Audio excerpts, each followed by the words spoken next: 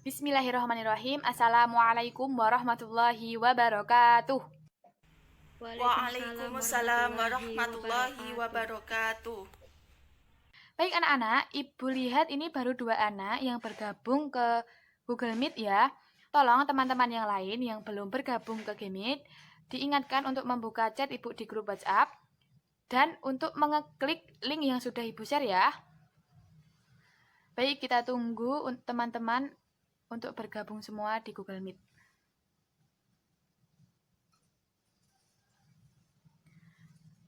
Baik, ini Ibu lihat sudah bergabung semua ya. Untuk yang pertama, Ibu akan mengecek kehadiran kalian.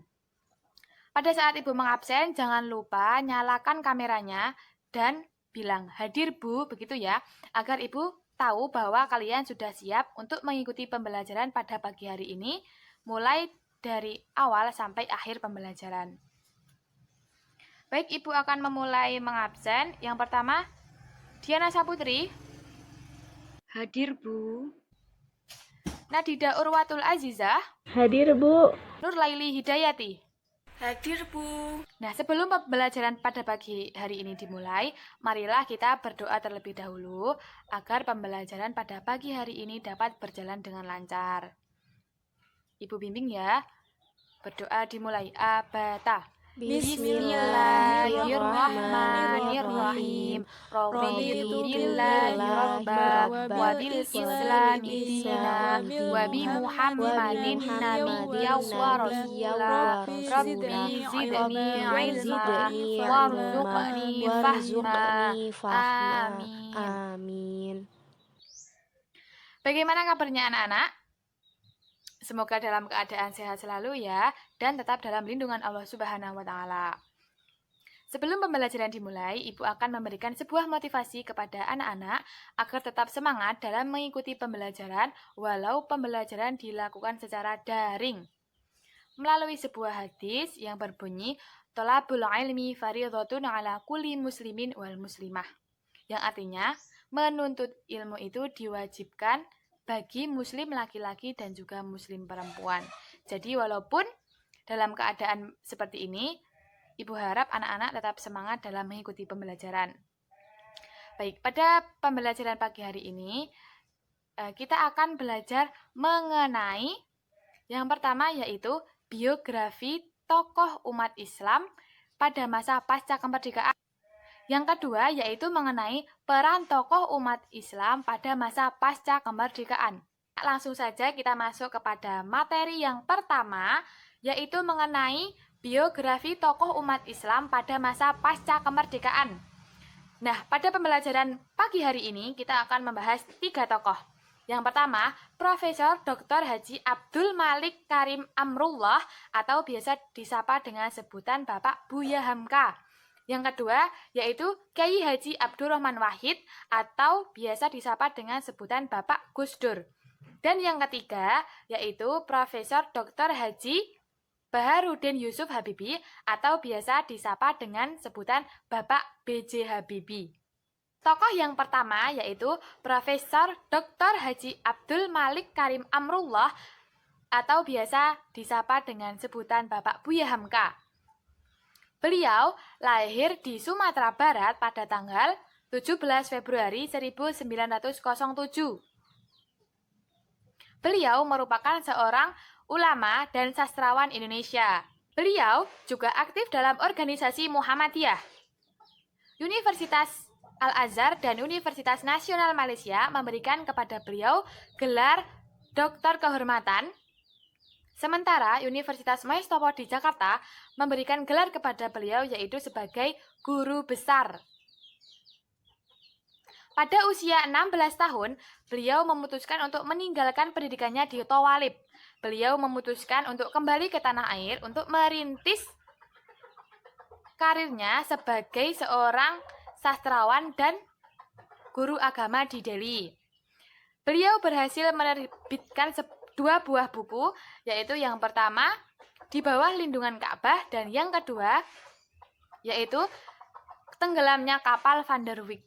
Tokoh yang kedua yaitu Kyai Haji Abdurrahman Wahid atau biasa disapa dengan sebutan Bapak Gus Dur. Beliau lahir di Jawa Timur pada tanggal 7 September 1940. Beliau merupakan anak pertama dari 6 bersaudara. Beliau dilahirkan dalam keluarga yang sangat terhormat, yaitu di kalangan komunitas Muslim di Jawa Timur. Kakek dari ayah beliau bernama Kyai Haji Hasyim Asy'ari, yaitu seorang pendiri Nahdlatul Ulama. Pada tahun 1944, beliau pindah dari Jombang ke Jakarta untuk menyusul ayahnya yang bekerja sebagai Menteri Agama. Beliau menempuh pendidikan SD di Sekolah Dasar Matraman Perwari. Walaupun ayahnya sudah tidak bekerja sebagai Menteri Agama, beliau tetap tinggal di Jakarta. Beliau meneruskan pendidikannya di Universitas Al-Azhar di Kairo. Selanjutnya, beliau meneruskan pendidikannya kembali di Universitas Baghdad. Setelah lulus, beliau meneruskan kembali pendidikannya di Universitas Leiden, Belanda. Nah, dari negara Belanda tersebut, beliau memutuskan untuk kembali ke tanah air pada tahun 1971. Tokoh yang ketiga yaitu Profesor Dr. Haji Baharudin Yusuf Habibie atau biasa disapa dengan sebutan Bapak B.J. Habibie. Beliau lahir di Parepare, Sulawesi pada tanggal 25 Juni 1936. Beliau merupakan presiden ketiga menggantikan Presiden Soeharto. Beliau menempuh pendidikan di SMA Kristen Dago. Kemudian beliau meneruskan pendidikannya dalam keilmuan teknik mesin di Institut Teknologi Bandung. Setelah lulus, beliau meneruskan studinya ke studi penerbangan di RWTH Aachen, Jerman Barat. Tahun 1973, beliau memutuskan untuk kembali ke tanah air atas perintah Presiden Soeharto. Materi yang kedua yaitu mengenai peran tokoh umat Islam pada masa pasca kemerdekaan. Yang pertama dimulai dari Profesor Dr. Haji Abdul Malik Karim Amrullah. Pada masa pasca kemerdekaan, ada sebuah waktu di mana waktu tersebut disebut dengan revolusi fisik. Nah, beliau bergerilya bersama barisan pengawal nagari dan kota untuk menyusuri hutan pegunungan Sumatera Barat guna menggalang persatuan untuk menolak kembalinya Belanda untuk datang ke Indonesia. Kemudian yang kedua, peran beliau yaitu pada saat pemilihan umum tahun 1955. Beliau dicalonkan oleh Masyumi sebagai wakil Muhammadiyah dan terpilih pada bagian Badan Konstituante. Selanjutnya, beliau juga berperan dalam perumusan dasar negara. Yang terakhir, pada masa pasca kemerdekaan, beliau memutuskan untuk mengisi jadwal ceramah di RRI dan TVRI sebagai media dakwah beliau. Kedua yaitu peran tokoh Kyai Haji Abdurrahman Wahid pada masa pasca kemerdekaan. Peran beliau yang pertama yaitu menjadi kontributor utama dalam penyusunan majalah Prima pada lembaga penelitian pendidikan, penerangan, ekonomi, dan sosial. Yang kedua, yaitu beliau berperan mengelilingi seluruh pondok pesantren yang ada di Jawa dan kemudian terpilih menjadi Ketua Umum Tanfidiyah Pengurus Besar NU. Yang ketiga, yaitu perannya menjadi Wakil Presiden Negara Republik Indonesia. Yang keempat, yaitu peran beliau yaitu membubarkan Departemen Penerangan dan Departemen Sosial. Mengapa dibubarkan? Karena dirasa kinerja dari dua departemen tersebut kurang maksimal.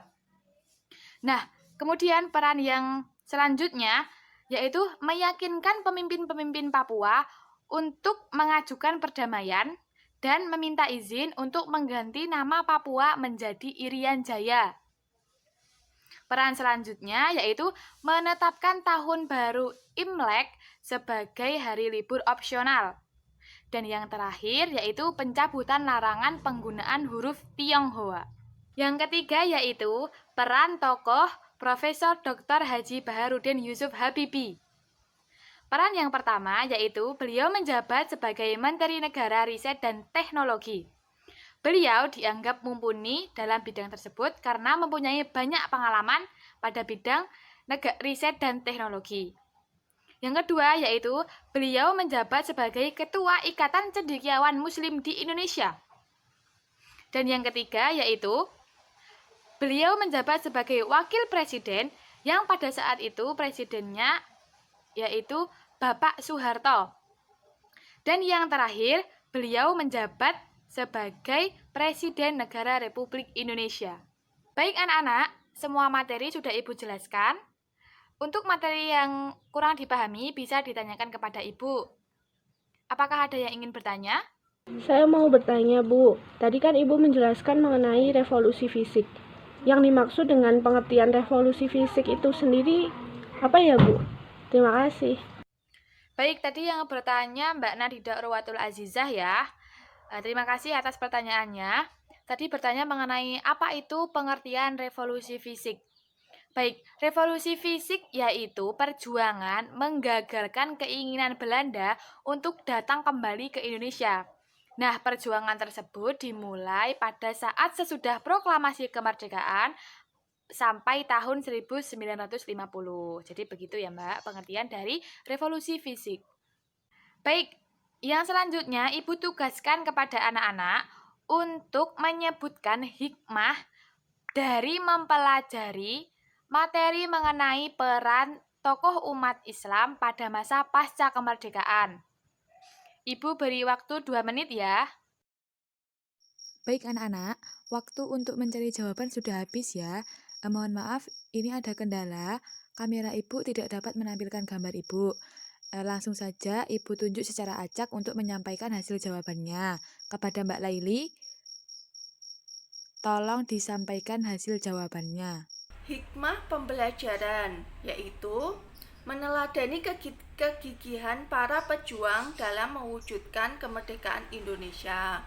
Lalu sebagai generasi penerus kita dituntut untuk berperilaku cinta tanah air. Lalu mengajarkan kepada diri kita untuk tetap menjaga persatuan dan kesatuan demi keutuhan bangsa dan negara.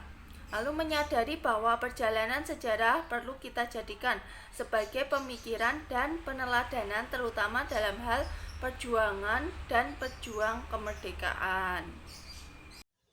Baik, terima kasih kepada Mbak Laili yang sudah menyampaikan jawabannya. Betul sekali ya teman-teman. Hikmah di antara kita mempelajari materi tentang peran umat Islam pada masa pasca kemerdekaan, di antaranya yaitu meneladani kegigihan para pejuang dalam mewujudkan kemerdekaan Indonesia. Yang kedua, sebagai generasi penerus kita wajib mencintai tanah air kita. Dan yang ketiga, yaitu melatih diri kita untuk selalu menjaga persatuan dan kesatuan demi keutuhan bangsa dan negara kita. Kemudian Ibu menyampaikan satu hikmah lagi, yaitu perjalanan sejarah itu penting untuk kita teladani, terutama dalam hal perjuangan para pejuang kemerdekaan. Baik, kesimpulan pada pembelajaran pagi hari ini yaitu terdapat 3 tokoh umat Islam yang berperan pada masa pasca kemerdekaan. Yang pertama yaitu Profesor Dr. Haji Abdul Malik Karim Amrullah, yang kedua Kiai Haji Abdul Rahman Wahid, yang ketiga yaitu Profesor Dr. Haji Baharudin Yusuf Habibi. Nah, di antara peran Bapak Buya Hamka yaitu menjadi pelopor gerakan revolusi fisik, menjabat sebagai Badan Konstituante. Kemudian di antara peran dari Bapak Gus Dur yaitu sebagai kontributor utama pembentukan majalah Prima, menjadi Presiden Republik Indonesia. Kemudian di antara peran Bapak B.J. Habibie yaitu menjadi Menteri Negara Riset dan Teknologi, kemudian juga menjadi Presiden Negara Republik Indonesia.